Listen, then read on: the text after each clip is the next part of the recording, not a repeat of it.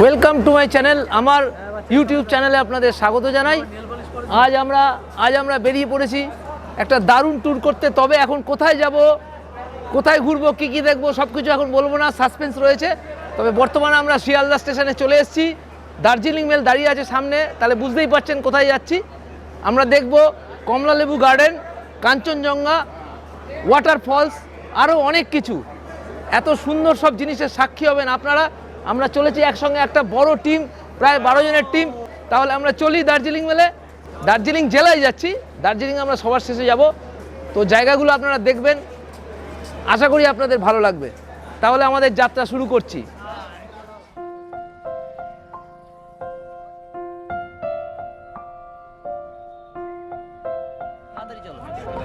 New Jalpaiguri স্টেশনের বাইরে বেরিয়ে এলাম। এবারে আমাদের যাওয়ার পালা। সাসপেন্স রেখেছিলাম কমলালেবু, কাঞ্চনজঙ্ঘা কোন জায়গায় যাব, তো বলে দিচ্ছি। এবারে যাব আমরা শিটংয়ে যাব। কমলালেবু, কাঞ্চনজঙ্ঘা সব একসঙ্গে দেখব। এখান থেকে প্রায় 45 কিলোমিটার রাস্তা শিটং। তো আমরা রেডি হয়ে গেছি, এবার একটু টিফিন করে নিয়ে আমরা বেরিয়ে পড়বো। আমাদের গাড়িও ঠিক হয়ে গেছে, সব দাঁড়িয়ে আছে গাড়ি এখানে আমাদের রয়েছে, আমাদের লোকজন সব রেডি। এবারে আমরা একটু টিফিনটা সেরে নিয়ে তারপরে আমরা চলে যাব শিটংয়ের উদ্দেশ্যে যাত্রা করতে। নিউ জলপাইগুড়ি স্টেশনে নেমে আমরা একটুখানি জলখাবার খেয়ে নিচ্ছি। জলখাবার মানে কি, একটু দেরি হবে যেতে, সময় লাগবে, তাই জন্য একটু অনেকে ছোটোখাটো লাঞ্চই করে নিচ্ছে। কারণ আমরা মোটামুটি 3টে বেজে যাবে যেতে যেতে, একটু ভারী খাওয়ারই দরকার আছে। এবারে খেয়ে দিয়ে আমরা গাড়িতে উঠবো। আমাদের গাড়ি শিলিগুড়ি ছাড়িয়ে হিলকাট রোড ধরে এগিয়ে চলল। মহানন্দা ওয়াইল্ড লাইফ স্যাংচুয়ারির মধ্যে দিয়ে আমরা চলেছি।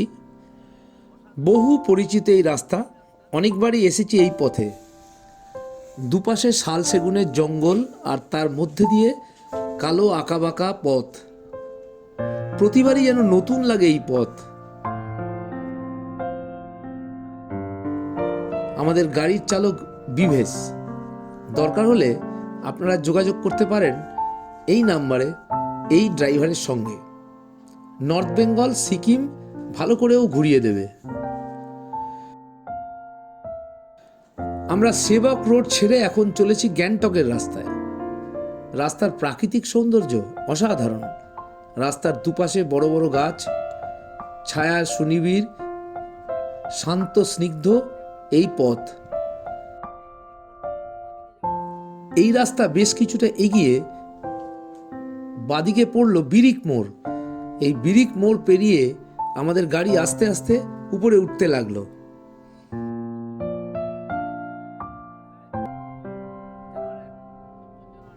এইবার ঘন জঙ্গলের মধ্যে দিয়ে আমাদের গাড়ি এগিয়ে চলল। বেশ গা ছমছমে একটা পরিবেশ এই রাস্তার। ড্রাইভারের কাছ থেকে শুনলাম যে এই জঙ্গলে রয়েছে নানান জীবজন্তু। তবে সন্ধ্যের পর প্রায়ই রাস্তার ধারে বা গাছের উপর দেখা যায় চিতাবাঘ। সুতরাং রাতের বেলায় এই জঙ্গলের পথে আসা নৈবচ।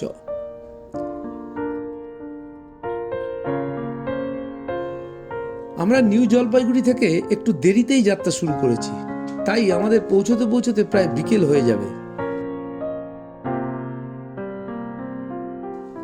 আমরা এখন অনেকটাই চলে এসেছি। এখনো জঙ্গলের রাস্তা চলছে। সূর্য বেশ কিছুটা পশ্চিম আকাশে হেলে রয়েছে। আপার শিটংয়ে ঢোকবার কিছুটা আগে একটা ভিউ পয়েন্টে এসে দাঁড়িয়ে পড়লাম। এখান থেকে দেখতে হবে হিমালয়ের নৈসর্গিক সৌন্দর্য। চলে এসেছি শিটং ভিউ পয়েন্টে। শিটং যেতে যেতে রাস্তায় পড়ছে এটা, এখনো শিটং পৌঁছতে প্রায় 15 কিলোমিটার রাস্তা বাকি। তো তার আগে একটা ভিউ পয়েন্টে এসে গেছি, খুব সুন্দর দেখাচ্ছে এখান থেকে হিমালয়ের দৃশ্য। এগুলো আপনাদের একটু দেখাই, তারপরে এগিয়ে যাব আমাদের শিটং 3-তে, আপার শিটংয়ে সানরাইজ হোমস্টেতে।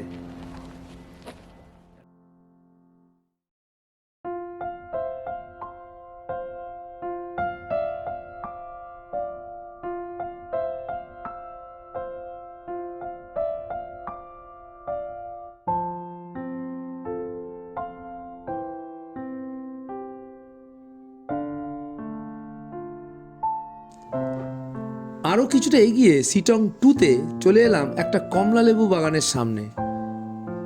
এই বাগানটা দেখে তারপরে আমরা যাব আমাদের হোমস্টেতে।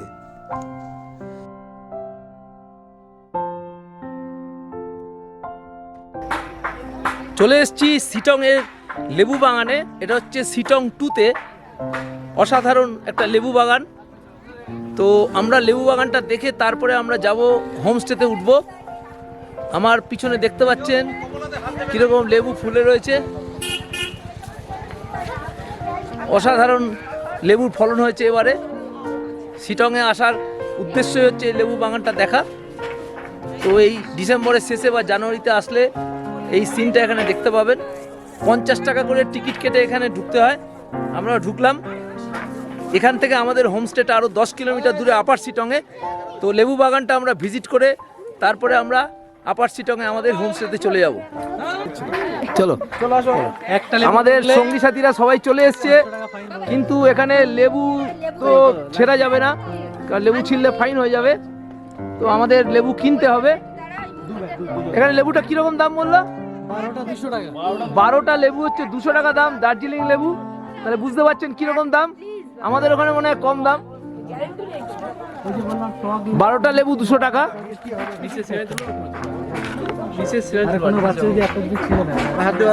এখানে যদি লেবু ছিঁড়ে ফেলে তাহলে 500 টাকা ফাইন। সুতরাং লেবু ছেঁড়া যাবে না, দেখা যাবে।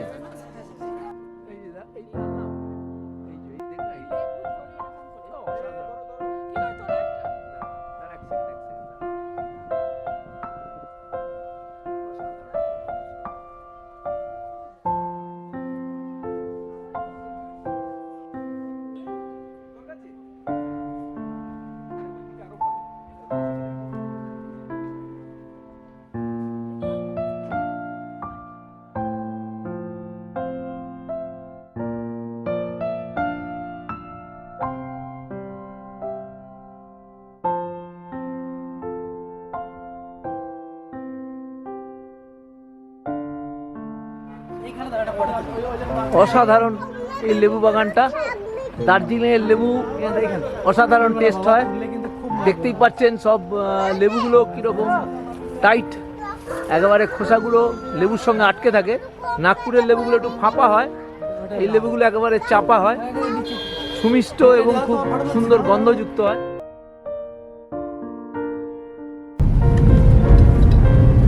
সানরাইজ হোমস্টে আমরা প্রায় পৌঁছে গেলাম আপার সিটংয়ে, সিটং 3-তে। আমাদের আস্তে আস্তে অনেকটাই দেরি হয়ে গেল, এখনও প্রায় 1 কিলোমিটার 1.5 কিলোমিটার রাস্তা বাকি। সূর্য অনেকটাই ঢলে গেছে, 4টে বাজতে চলেছে। আমরা একটু টিফিনটা ভারী করেছিলাম, তো আমাদের লাঞ্চ রেডি করা আছে, একটু খেতে দেরি হয়ে গেল। তো আমরা পৌঁছে আপনাদের দেখাচ্ছি আমাদের হোমস্টেটা। জঙ্গলের মধ্যে দিয়ে রাস্তা। এখন আমরা চলেছি মালদিরাম নামক এলাকা দিয়ে। এটিও একটি অফবিট ট্যুরিস্ট ডেস্টিনেশন। এখানে রয়েছে চা বাগান ও দিগন্ত বিস্তৃত হিমালয়ের সৌন্দর্য। এখানেও রয়েছে বেশ কিছু হোমস্টে। খুব নিরিবিলি শান্ত পরিবেশে যদি একদিন কাটাতে চান, তার জন্য এই মালদিরাম কিন্তু আদর্শ জায়গা।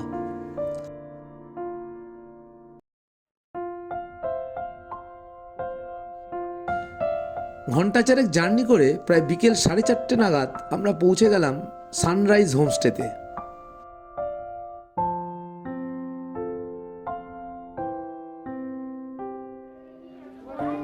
আলো অনেকটাই কমে এসছে। আমি ভালো করে আপনাদের রুমগুলো দেখাবো। এখানকার ল্যান্ডস্কেপটা খুবই সুন্দর। ওপর থেকে আমি দেখাচ্ছি এখানকার ল্যান্ডস্কেপটা। আমাদের সানরাইজ হোমস্টের রুমটা একটু ভিজিট করিয়ে দিই, দেখিয়ে দিই আপনাদের রুমগুলো কেমন। এটা হচ্ছে 4 বেডেড রুম।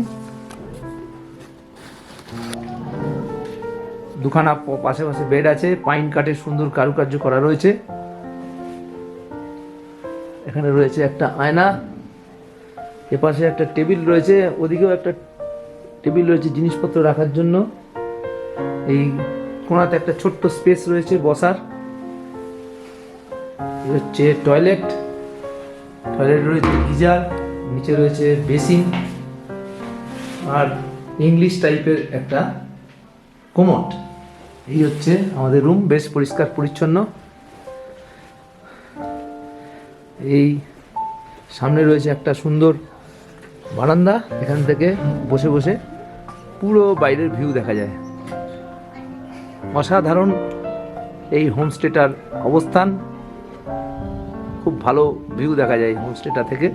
আপনারা যদি আসেন তাহলে সানরাইজ হোমস্টেতে উঠতে পারেন, আশা করি খুব ভালো লাগবে। নিচে আপনার ক্যাম্প ফায়ারের ব্যবস্থা রয়েছে, সব মিলিয়ে খুব ভালো এই হোমস্টেটা।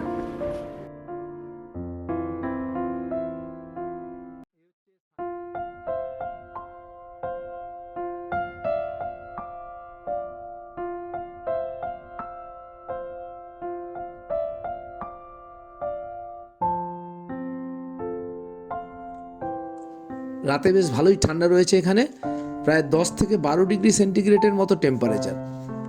হোমস্টের সামনের লনে রয়েছে ক্যাম্প ফায়ারের ব্যবস্থা। গেস্টরা চাইলে গান বাজনা ও ট্রাইবাল ড্যান্সেরও ব্যবস্থা করে দেন এই হোমস্টের মালিক।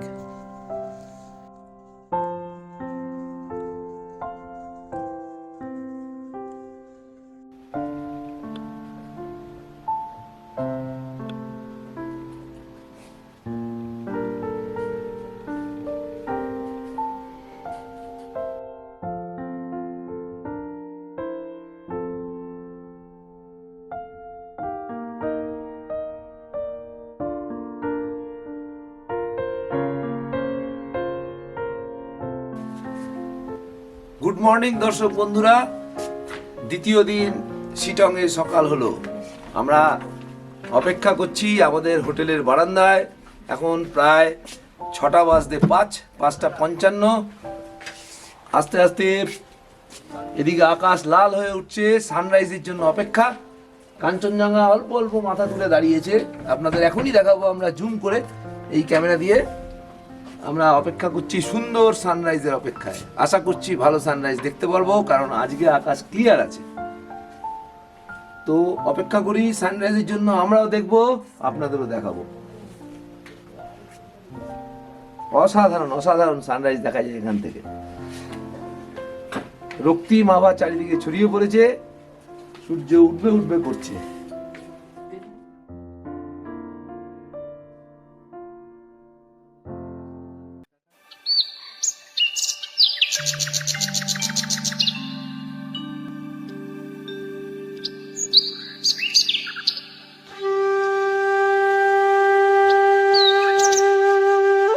কাঞ্চনজঙ্ঘা দেখার খুব প্রচেষ্টা চলছে আমাদের সঙ্গী সাথীরা, যার জন্য আরো উপরে উঠে দেখার চেষ্টা করছে। আরে বাবা, আরে দেখতে পাওয়া গেল ভালো করে। আরে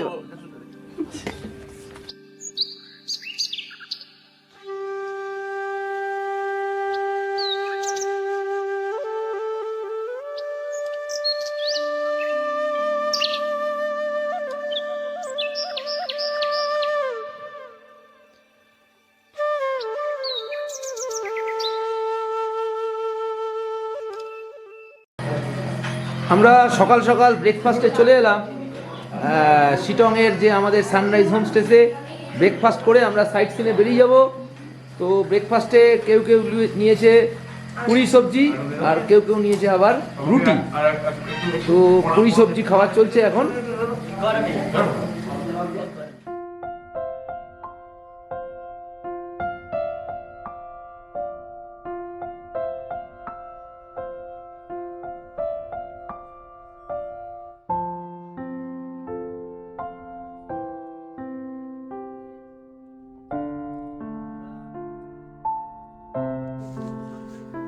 সকালে ব্রেকফাস্টটা সেরে নিয়ে তাড়াতাড়ি বেরিয়ে পড়লাম সাইট সিন দেখবার জন্য। আজকে দেখব Ahaldara view point, Lepcha monastery ও নামথিং পোকরি। কাল আমরা চলে যাব র্যাঙ্গারুনে। র্যাঙ্গারুন যাওয়ার সময় আরও কয়েকটি সাইট সিন আমরা দেখে নেব। আমরা প্রথমেই যাব অহলদারা ভিউ পয়েন্ট। আমাদের হোমস্টে থেকে প্রায় 10 থেকে 12 কিলোমিটার দূরে এই অহলদারা ভিউ পয়েন্ট।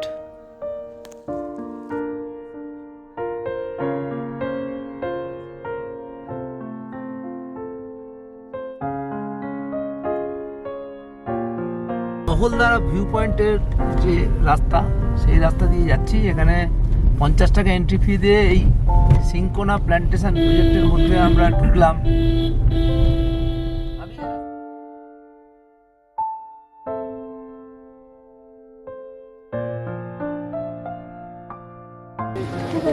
চলে এলাম অহলদারা ভিউ পয়েন্টে। আস্তে আস্তে আমাদের সঙ্গী সাথীরা ভিউ পয়েন্টের উপরে উঠে আসছে। এখানে একটু শিটংয়ে এসেছি, তাই আমরা একটু লেবু খেয়ে নিলাম। আমাদের সবাই টেস্ট করে নিচ্ছে শিটংয়ের লেবু, এত বিখ্যাত লেবু, খুব সুন্দর মিষ্টি, টেস্ট খুব ভালো সবাই বলছে। 12টা লেবু হচ্ছে 150 টাকা দাম, পার পিস হচ্ছে 15 টাকা করে। এখানে আসলে লেবু অবশ্যই খাবেন ডিসেম্বর জানুয়ারি মাসে। এই লেবুর বিশেষত্ব হচ্ছে মিষ্টি হয় এবং রসটাও খুব ভালো, রসালো লেবুগুলো। উঠে চলেছি অহলদারা ভিউ পয়েন্টে। অহলদারা ভিউ পয়েন্টে ওঠার ঠিক আগেই রয়েছে প্রচুর সিঙ্কোনা গাছের বন। এরকমই একটা সিঙ্কোনা গাছের বনের মধ্যে ঢুকেছি। চারিদিকে রয়েছে সিঙ্কোনা গাছ। এর ছালের রস থেকে ম্যালেরিয়ার খালি ওষুধ তৈরি হয় না, যে কোনো জ্বরেরই ওষুধ তৈরি হয়। খুব ক্লোজ ভিউ দেখাচ্ছে এই পাতাটার, এই গাছটার। এই ছালের রস থেকে হয়, এই ছাল থেকে বিভিন্ন ওষুধ কোম্পানি এই গাছ প্রচুর পরিমাণে কিনে নেয় তাদের ওষুধ তৈরি করার জন্য, বিশেষ করে জ্বরের ওষুধ।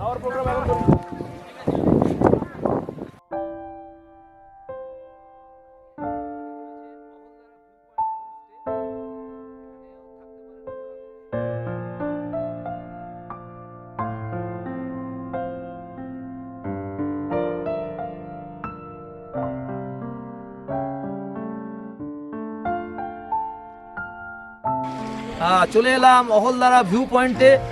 আমাদের শিটং সানরাইজ হোমস্টে থেকে প্রায় 15 কিলোমিটার দূরে, অনেকটাই উঁচুতে, প্রায় 7000 ফিট হাইট হবে। এখানে অহলদারা ভিউ পয়েন্ট। এখানে চা বাগানও রয়েছে কিছু, পিছনে কাঞ্চনজঙ্ঘা। এখন একটু বেলা হয়ে গেছে, আপনারা সকালে কাঞ্চনজঙ্ঘার ভিউ দেখেছেন, এখন বেলা হয়ে গেছে বলে একটু মেঘ ঢেকে গেছে, তবে তাও দেখা যাচ্ছে মোটামুটি। অসাধারণ ভিউ পয়েন্ট এই অহলদারা ভিউ পয়েন্ট। তো ভিউ পয়েন্টের আমি বিভিন্ন জায়গার ভিডিও ক্লিপসগুলো আপনাদের কাছে তুলে ধরছি, আপনারা এনজয় করুন। Ahaldara view point Sittong tour.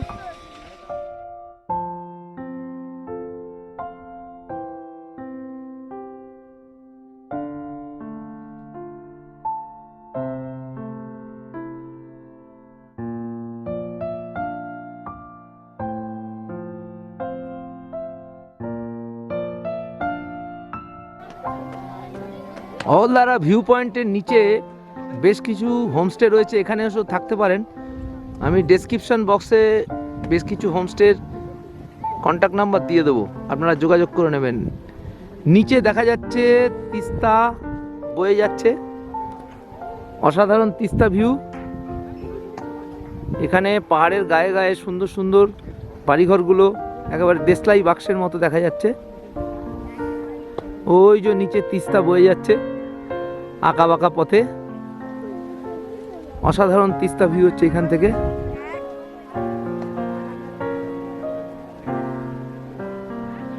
অসাধারণ ভিউ, এরিয়াল ভিউটা মারাত্মক এই অহলদারা ভিউ পয়েন্ট থেকে।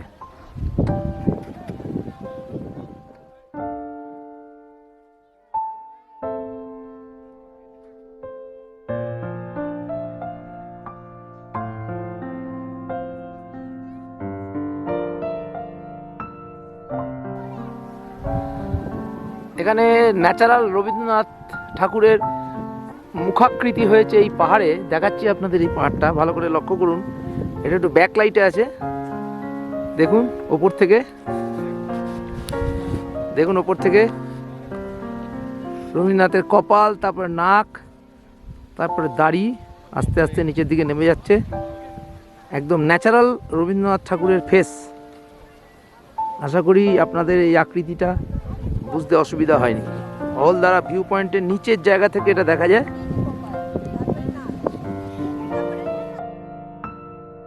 অহলদারা ভিউ পয়েন্ট দেখে চলে এলাম নামথিং পোকরি দেখতে।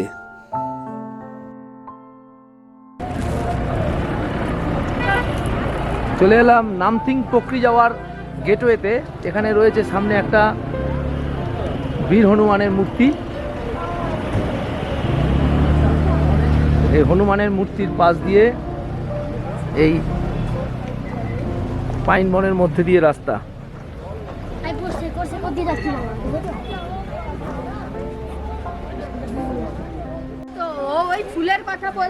পাইনের জঙ্গলের মধ্যে দিয়ে আমরা চলেছি। নামথিং পোকরি বলতে যেটা বোঝায় সেটা হচ্ছে একটা লেক। তো এই লেকে এখন তো জল হবে না, ডিসেম্বর মাস। এই যে আমি দেখাচ্ছি শুকিয়ে গেছে, এই পাশেই দেখা যাচ্ছে। চারিদিকে পাইন বন দিয়ে ঘেরা একটা শুকনো লেক। তবে আমরা এই যে পাইন বনের মধ্যে দিয়ে যে আলো ছায়া যে হাঁটা, এটা অসাধারণ এনজয়মেন্ট। এটা একটু আমরা এনজয় করে আসবো। আমাদের সঙ্গী সাথী সব একসঙ্গে আমরা হেঁটে চলেছি।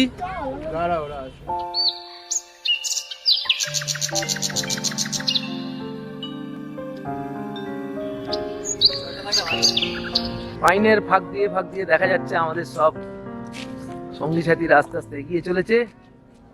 জলটা থাকলে খুব ভালো লাগতো। জলটা থাকলে সত্যি ভালো লাগতো, কিন্তু লেকটা শুকিয়ে গেছে এখন। ডিসেম্বর মাসের লাস্ট উইক, কাজেই জল পাওয়া খুবই মুশকিল। এটা বর্ষার জলে পুষ্ট লেক, তাই এখানে জল এখন পাওয়া যাবে না। যাই হোক, আমরা এই পাইন বনের যে এত সুন্দর একটা এনভায়রনমেন্ট, সেটাকে এনজয় করি। পাইন বনের রাস্তা দিয়ে হাঁটতেও খুব ভালো লাগে। তো আমরা এই পাইন বনের দৃশ্যটা এনজয় করে আস্তে আস্তে ফিরে যাব।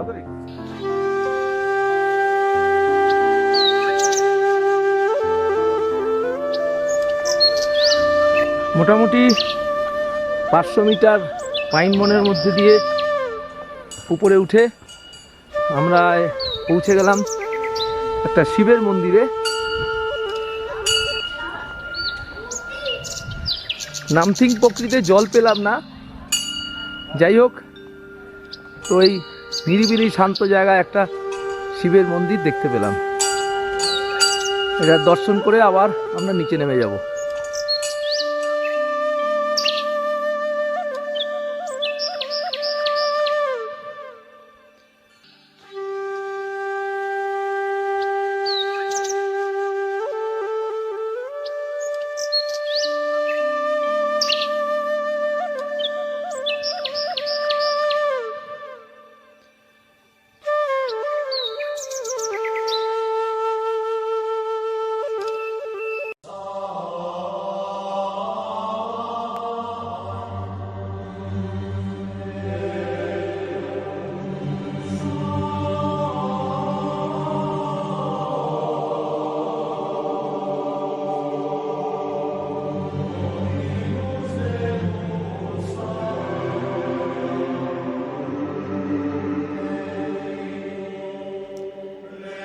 নামথিং পোকরি দেখে চলে এলাম লেপচা মনাস্ট্রি বা লেপচা গুম্ফা দেখতে। এই লেপচা গুম্ফা অহলদারা ভিউ পয়েন্ট থেকে মাত্র 2 কিলোমিটার নিচে।